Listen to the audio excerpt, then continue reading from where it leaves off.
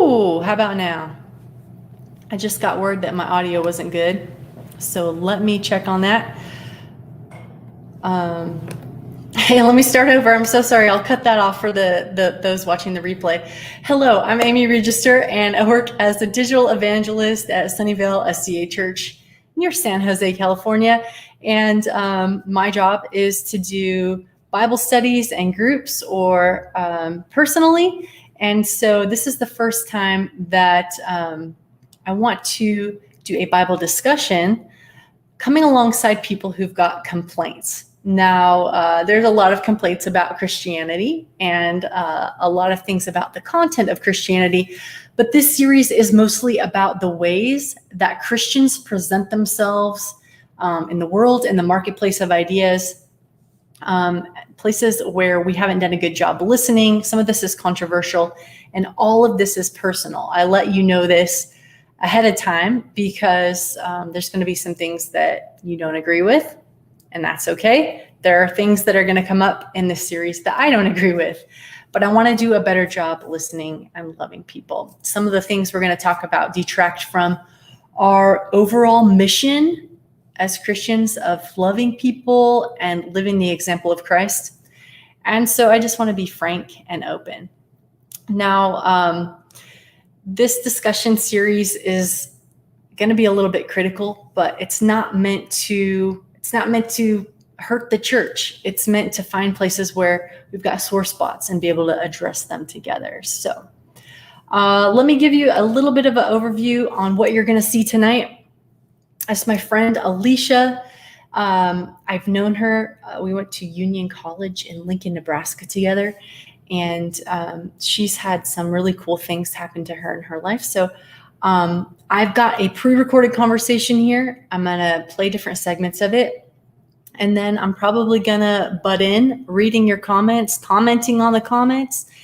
And if you guys want to join me in the green room, if you have a comment that you want to say live, I'm going to welcome you to do that. Let me know. I'll invite you to the green room. And if you just want to sit back as a spectator and see what's going on in this conversation, you're welcome to do that too. So comment or raise your hand and let me know you want to say something live. And otherwise, just sit back and enjoy. Here is section 1. Joining me today to talk about cringiness surrounding LGBT discussions in Christianity is the extremely affable and authentic Alicia Johnston.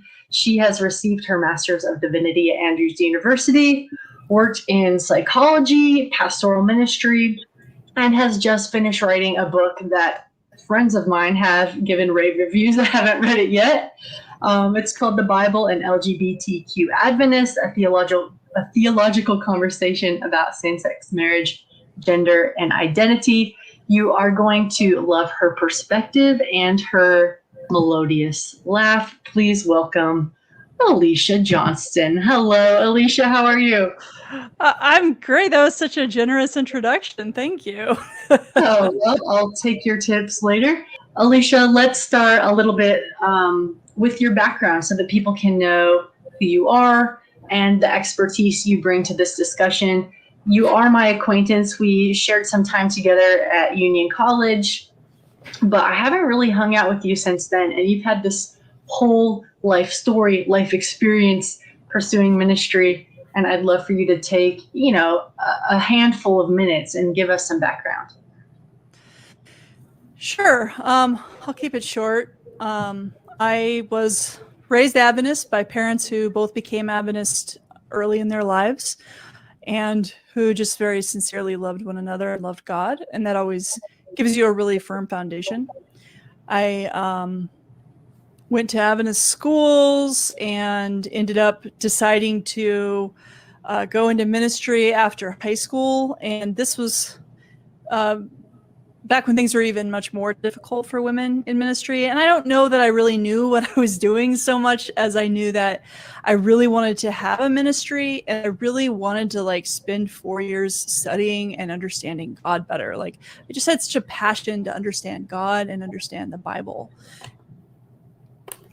I'm just pausing that there because I wanted to let you guys know Alicia is a Seventh-day Adventist Christian, so she's going to use the word Adventist a lot. And if you don't know what an Adventist is, it's a fairly new Protestant Christian denomination, a little bit more conservative in some circles. And Alicia talks, I cut part of the interview out just for time's sake, but Alicia talks about how it's such a big tent religion. You can find people who are super more liberal, especially along the coast. You could find people who are maybe more conservative. And so she was just kind of giving the gamut of the denomination, but something that you can surely look up. So. And that's been kind of a driving force for very much of my life. After college, I majored in theology. I could talk about why I made this decision. At least some of it was just chickening out, but I decided to go into psychology instead, and ended up getting a master's degree in that. And I was a counselor for a while, but just had some ups and downs in faith, and had a real just kind of recommitment.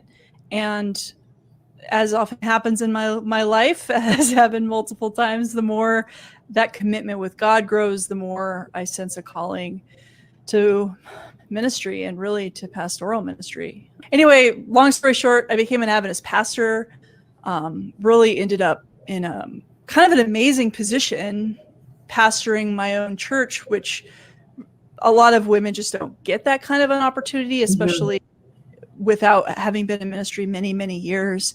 But then I just had this, I had this thing that happened where I just, I felt the intense conviction and the intense need to finally start asking those questions that I was allowing for a long time to leave unresolved about LGBTQ people. And I mean, the funny thing is that at the time, I didn't think of myself as LGBTQ. Spoiler alert, this is the first Adventist pastor person that I've ever met who is open about their identity. So when I was watching Alicia's interview, I was having like little heart palpitations, and it's so interesting to hear her perspective. She totally gets rid of any stereotypes that I was personally hanging on to, and I'm so grateful for that. Let me know what you guys think as well. At all. I just, I don't know. We could talk about the intricacies of that, or just the incredible human capacity for self-deception if you want to, but, I just really didn't think of myself that way. But because of my attraction to women, I'm bi, I'm attracted to men and women. Not very many of them, but, but yeah, anyway, I because of that experience, I was intensely aware of how short the church falls in this area, and just so many things that the church does wrong.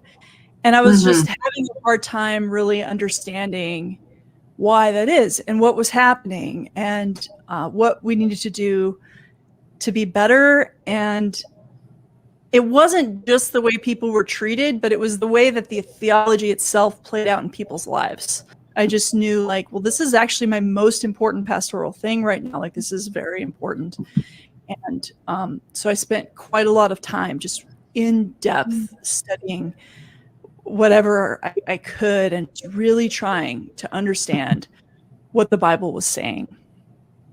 And made me think that the church, I came to the conclusion that the church was not correct at all in their theology. Wow. Okay. What a story. We'll go a little bit into some of the ways that Alicia did research, and she'll give us an example in a little bit. But we're going to kick this part off, this next section, by me asking her, what are some of the ways that the church can do better? What are the cringy bits that she's experienced and that really made her think, oh my goodness, like people of, people proclaiming to have the love of Jesus and this welcoming atmosphere, here are the things that have made her cringe.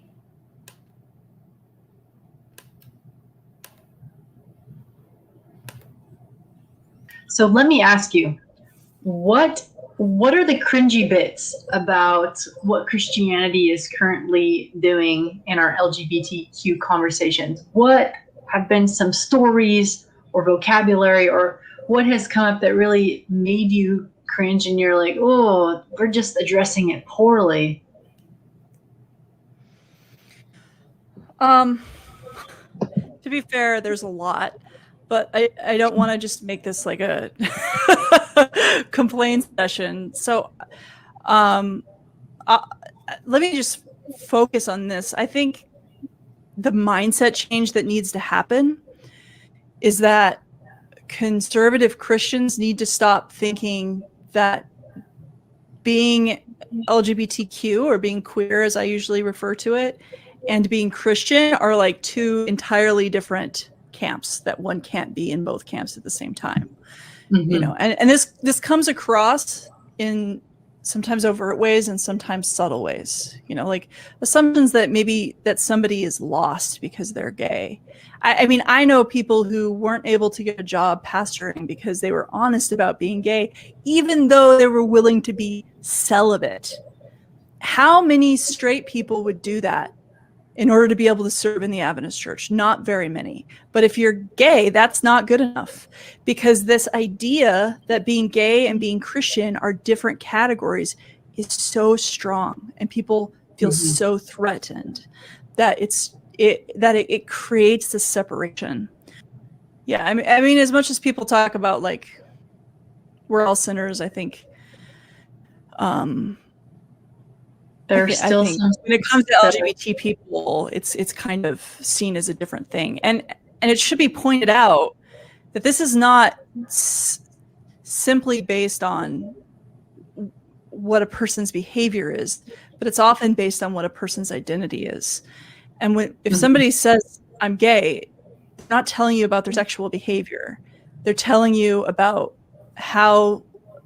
something internal about their experience of being a human being. And so it's not a sin. I would hope we would think that's not a sin. And, absolutely. And so when it's that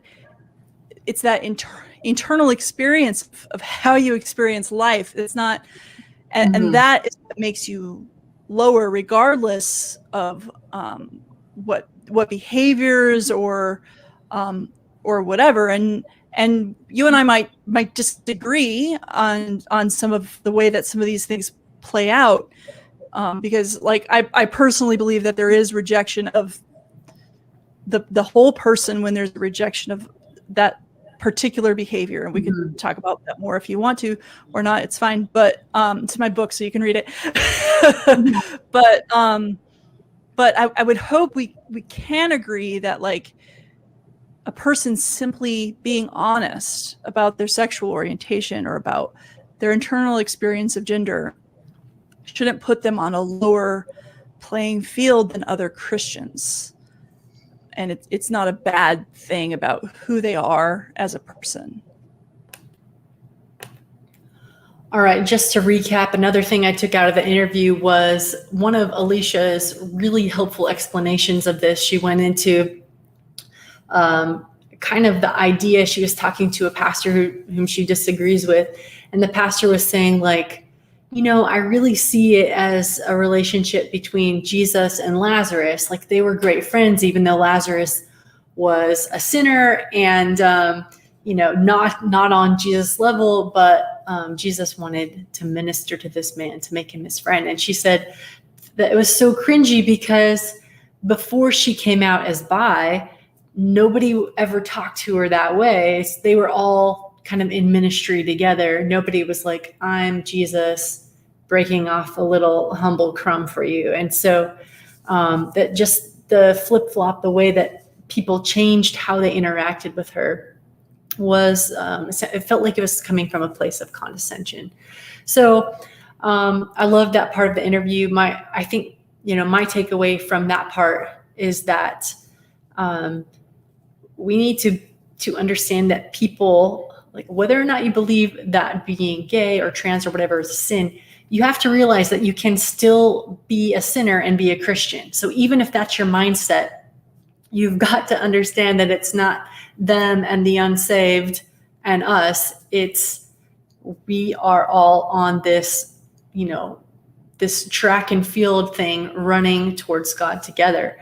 And when someone says I'm gay, they're talking about their experience, not their behavior. So those were some of the big takeaways. Chime in the comments if you guys have any questions or comments. I'm going to go ahead with section 3.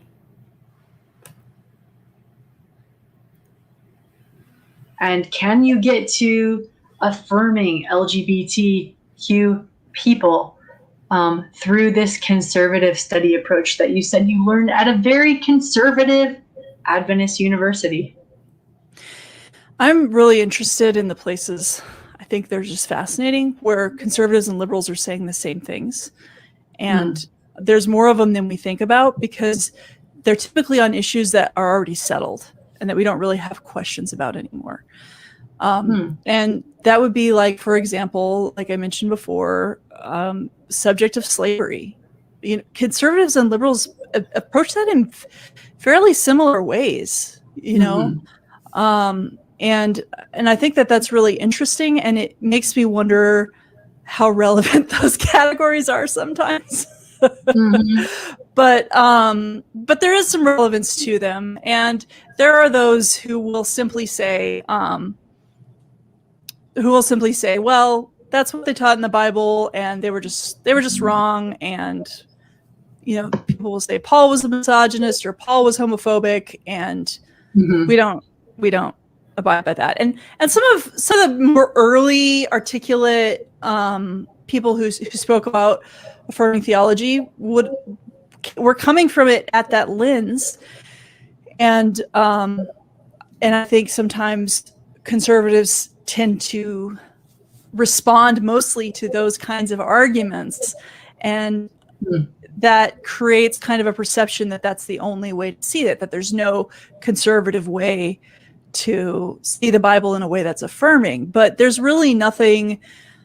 When I came to an affirming position, there was really no tool I used and no approach that I used that conservatives don't already sign off on. It's just like when I was studying these subjects, I remember this so much in class.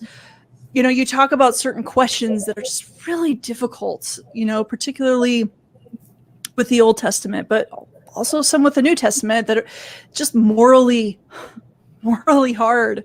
God commanding the Israelites to kill women and children, and this was not like a detached kind of. This was a very physically to take swords and physically into the life of women and children and babies, like horrific. And the Bible says that God told them to do that, and that's hard. That's hard. I don't like. If you want to take the Bible seriously, you need to be serious about that. Otherwise, you're not really taking the Bible seriously. But we would talk about something like that, all kinds of nuance in the conversation, kinds of talking about the character of God or the intent, and really we already knew that it was wrong. Nobody was like, oh, hey, maybe genocide's okay. Like, we already knew it was wrong because we know the character of God and we know the love of God, and that was really what we were prioritizing in our moral and ethical reasoning. But we would have these nuanced conversations, and we would arrive at the character of God supersedes this, whether we can explain it or not. That's where Christians land on that, right?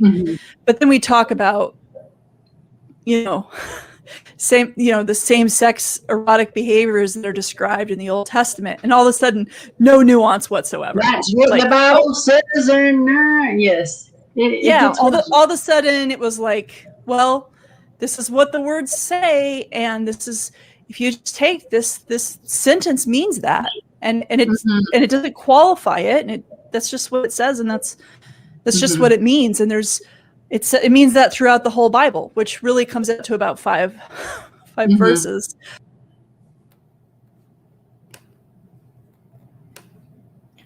All right. This part really resonated with me, that last bit of the interview, because yes, as somebody who answers people's Bible questions a lot of the times, that's one of the main objections about Christianity, is that who would be interested in this genocidal God? There's a couple places in the Bible where it's, unless you say that the authors of the Bible didn't understand what God is saying, which may be the case, unless you do that, you have to grapple with the fact that God asked people to go to war with people and wipe them out. So whenever I approach this as a Christian, I have to struggle through that with people. And I say, it's more nuanced than that. You've got to look at the history. You've got to look at how these people were treating their own people. They were bad apples. And, is there any time when it's actually good to let somebody pass, or a group of people pass, or, a big group of people? Like, you have to go through what we admittedly, would call, I don't know, maybe like gymnastics, I guess is the word I was looking for. We have to go through these gymnastics to make God look all right, but we don't offer the same, we don't extend the same grace of potentially nuanced verses to the LGBTQ folk. So that part really resonated with me. What do you think? We're here for discussion, but that part really hit home for me, and I'm really appreciative of Alicia for bringing that up. We're going to go into a segment. It's about as long as the last one. We're about halfway through now, but this is me asking Alicia to kind of give an example of this conservative theology that leads to be able to affirm. So there's a chance that this is the place where you get offended and you stop watching. And I just want to let you know that's okay. I know this is controversial. And I'm not going to say that I 100% agree with this. You can ask me why. Maybe we'll talk about it at the end if you've got any questions. But what I want you to see here is how cut and dry we think things are, and how much room for discussion there really is. Rolling section 4. Both. All right, Alicia, tell me a little bit about one of the verses that used in conservative Christianity to disprove gender fluidity or gender identity issues or LGBTQ issues. Yeah, thank you. I would be happy to do that. Thank you. The main text used to say that a person shouldn't be transgender, that they shouldn't have a gender identity other than kind of what you would associate with their external physical appearance, Biology. their sex reproductive characteristics, so to speak. The primary text used for that is Genesis 1, I believe it's 26 and 27. Let me just pull it out here. Yeah, so it says, then God said, let us make man in our image and after our likeness, and let them have dominion over the fish of the sea and the birds of the heaven and the livestock and all that creeps, every creeping thing on the earth. So this is probably where I should have started. Genesis 1:27. So God created man in his own image. In the image of God, he created him. Male and female, he created them. Mm-hmm. And it says, and God blessed them, and God said to them, be fruitful and multiply and fill the earth and subdue it and have dominion over the fish and the birds and all the world. So people point to that and say, see, God created male and female. So what are you talking about, like gender non-binary, or why are you talking about transgender people? Like, this is how God created people. And then it says, be fruitful and multiply. So that must be a reflection of sexual characteristics. Mm-hmm. So that's the basic argument. So I want to look for just a second and see the way that they are describing this, what they're saying the text means, right? That God made them male and female, that this means that there's two separate categories without an in-between, and there's no movement between the two categories. And it's based on external appearance. It's not based on what we often call how you feel, but it's not just a feeling. Like if you know and listen to trans people, you know, it's not just like, I feel like a woman today. Like I've seen awful memes that characterize it that way. Like it's a persistent internal sense of gender that's unchangeable, that's resistant to change, that creates dysphoria, which is depression related to gender expression and related to a desire to express their gender in a different way. So someone who you might look at and we would assume would be male, and yet they have this persistent feeling that they're female, or they're supposed to be born female, and that female expression of gender is just something that they just like kind of consistently and persistently feel and crave, and that behave. This is what I've gathered from my many conversations with trans friends and reading and things, that it feels like they're always acting when they're trying to look like a man. Even though everyone thinks they're a man, they feel like they're playing a part, and it's very energy intensive and depressing. And it's persistent. So that would be kind of transgender, and non-binary is a different thing. But so that's what we're saying. We're saying this kind of thing, not okay. It's not what God intended. And so we have a moral obligation to do our best to live out what God intended, which is male, female, nothing in between, no going back and forth. What you appear to be is what you are, based on reproductive organs, those things. All right. So is that the way that God's creation is expressed in the rest of the chapter? Like, this is just a basic Bible study question, right? Like, let's just return to our really basic Christian Bible study principles. So if we're going to say this is male and female, it's just two different categories, that they don't go back and forth, that there's no in between, is that the way, that very strict binary way of thinking, is that the way that creation is described in the rest of that chapter? Just the verses right around that. And well, let's think about that for a moment. I think probably listeners are fairly familiar with some of this. This is just a creation story. God said, "Let there be light," and there was light. And God saw that the light was good, and he separated the light from the darkness, calling the light day, the darkness he called night. And there was evening and there was morning, the first day. So there's light and there's dark. Two separate categories, and there's no in between. Or is there an in between? Except for dusk and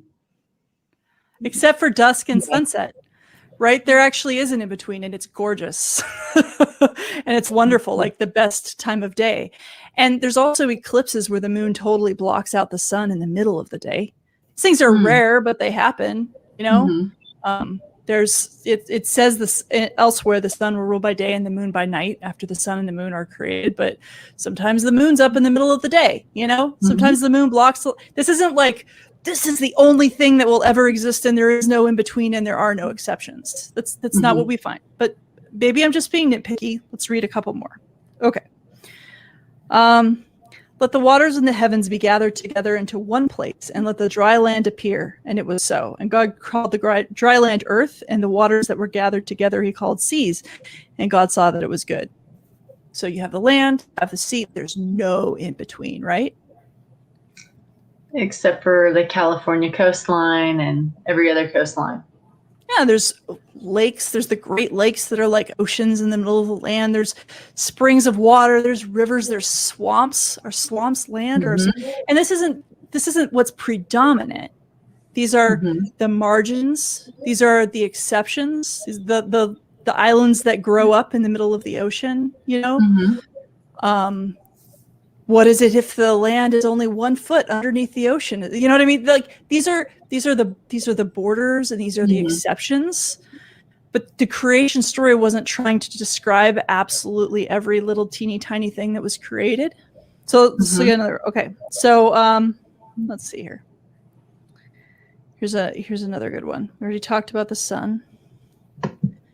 So when he describes the animals that were created, let the waters swarm with swarms of living things, and let the birds fly above and across the expanse of the heavens. So God created the great sea creature and every living creature that moves, with the waters swarm according to their time, and every winged bird according to its kind. And God saw that it was good. God blessed them, saying, be fruitful and multiply, fill the waters in the sea, let the birds multiply on the earth. And then there was evening and morning the 5th day. And then on the 6th day, let the earth bring forth living creatures according to their kind, livestock, creeping things, beasts of the earth according to their kinds. And it was so. God made the beasts of the earth and their kinds of the livestock. So you have one day where God makes the animals that are swarming things in the water and the things in the sky. And then the next day, the beasts of the earth that come out of the land. So on what day were amphibians created? Are they land animals or are they water animals? Yeah, and we that's don't, kind of we don't know. And it's almost a silly question, because like, of course, this story, these 2 chapters at the beginning of the Bible, of course, they weren't trying to describe every single possibility for the existence of creation for all time. Do you know how big they would have to be? You know, it says over and over again that God saw that what he had made and that it was good, but it doesn't say that this is the only thing that will ever be good or the only thing that will ever be morally acceptable. And so when you really look, and this is the foundation for theology that says it's not okay to be transgender. This is the linchpin. It's the number. There's not really much else. There's one verse that's pretty easy to contest in Deuteronomy 22:5 about clothing, but that's not a tough one. That's not a tough one. It's right next to verses about mixed fabric. You know, that's not a tough one at all. This is the primary one that's used to say that trans people can't be trans. And when you just look at it in a basic Bible study kind of a way, does it hold up? And I don't believe it does, because we don't find, and actually, if you want to get all super nerdy, there's a concept of Hebrew language called a merism, which is simply that they express the whole by expressing the 2 most salient parts. So sometimes you'll hear the whole of the Old Testament being described as Elijah and Moses, because Elijah was the most prominent prophet and Moses was the most prominent person related to the law. And the law and the prophets are the 2 most prominent sections of the Old Testament. There is another section called the writings. But Hebrews would often refer to all of the Hebrew Bible as the law and as Elijah and Moses, or of the law and the prophets. It's called a merism. It's common. It's like when Jesus is described as the Alpha and the Omega. You know, it's not saying nothing in between. It's just a common way to use Hebrew language, and you see it right there in Genesis 1. So, yeah, it doesn't make a whole lot of sense to me to say that in Genesis 1:27, we know for sure that it means that a person has to be fully male or fully female, and their gender has to match their external anatomy. And if it doesn't, then that's a moral issue. It's not a it's not an issue of things that are not ideal in human biology that we have to adapt to. No, it's a moral issue. I just don't see it. I just don't see the support for that at all. I think that the idea that when these words were first put to paper, that's what the author intended, that Genesis 1:27, the author was thinking, now they'll know it's not okay to be transgender. I just don't see it. All right, what do you think about that? I promise for those of you just joining that I'd do a quick recap, because that was our longest section. We're heading towards the last few minutes of this interview with Alicia Johnson. But what did you think of that? Did it open up your mind a little bit to how we have been reading things without putting thought into it? It certainly did for me. And as my point this evening is to come alongside with people, I'm not even going to spend any time talking about why this doesn't necessarily convince me, we can have that as a discussion later or in person or whatever, because what I really want to focus on is that there are ways that we've been traditionally reading the Bible, and we've shut ourselves off from conversation, and we've shut our friends off from conversation.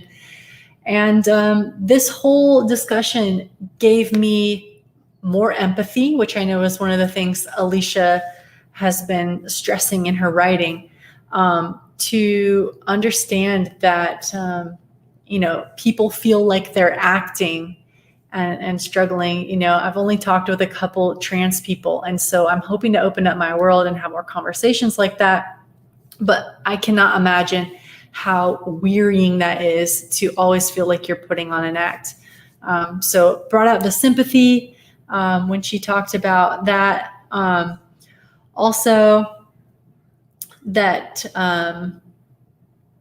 the thing that really stood out to me is that, of course, Genesis doesn't have room to try to be comprehensive, and that the author is really condensing reality into something that's beautifully poetic.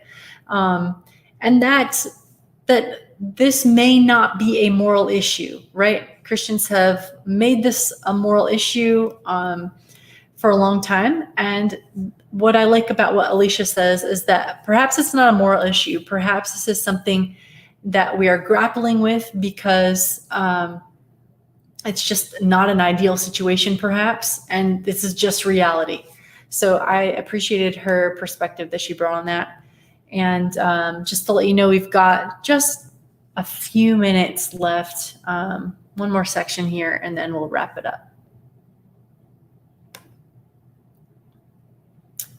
And let me give you the premise. In this last section, I'm asking her what we can do differently. So you might hear a couple of repeated ideas from the beginning, but definitely worthwhile. Finish writing a book that friends of mine have given rave reviews. I haven't read it yet. It's called The Bible and LGBTQ, Adventist, a theology.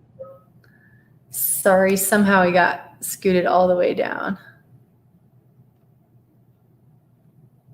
It's not an issue of things that are not ideal in human biology that we have to adapt to. No, it's a moral issue. Mm-hmm. I just don't see it.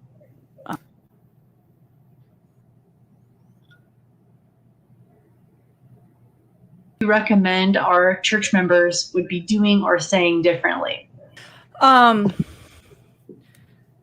So I've got two major thoughts on that. First, it's very difficult for me often, and I think it'd be helpful for me to describe the difficulty will actually help to Christians to develop more empathy, which I think is always a good and powerful thing.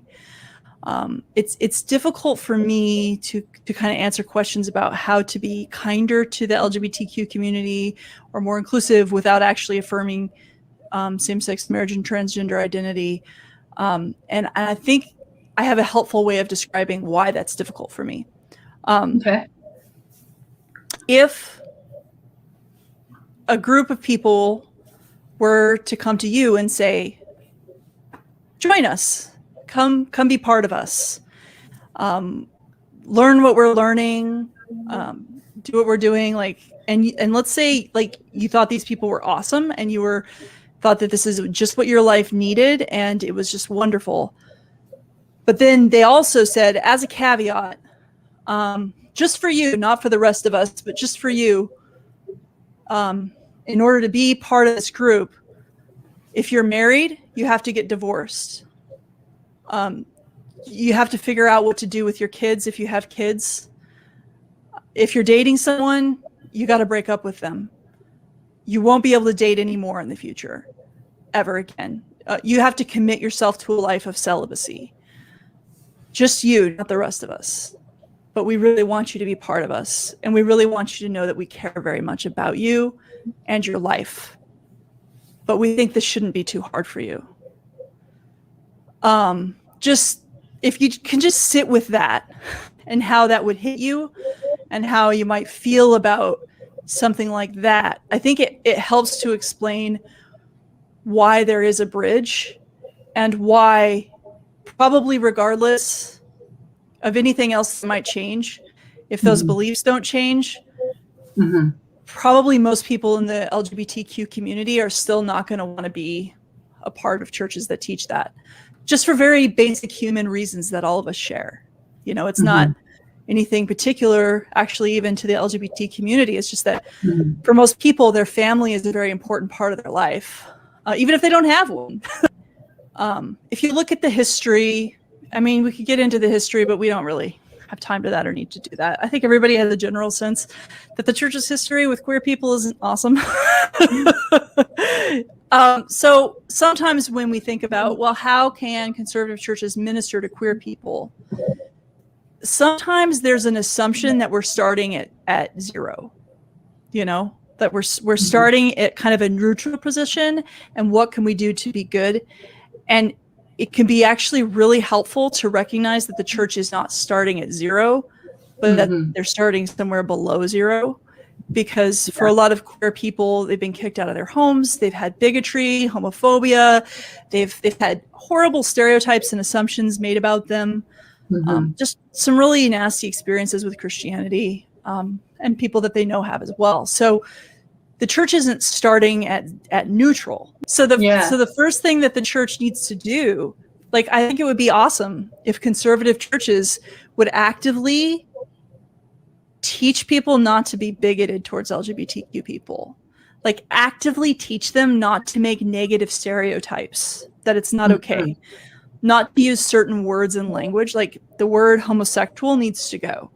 Like, if conservative Christians would learn to use language that's respectful, would learn to properly gender transgender people.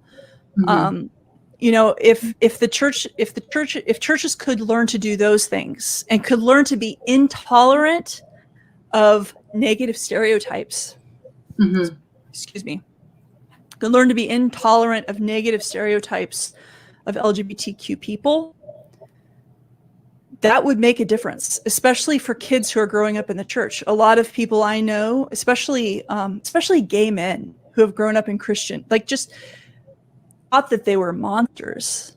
Like, thought that there's something awful in me, that when it kicks in, I'm just going to start using drugs and having sex with lots of strangers every day. Like, they really thought this about themselves because that's all that they heard in the church.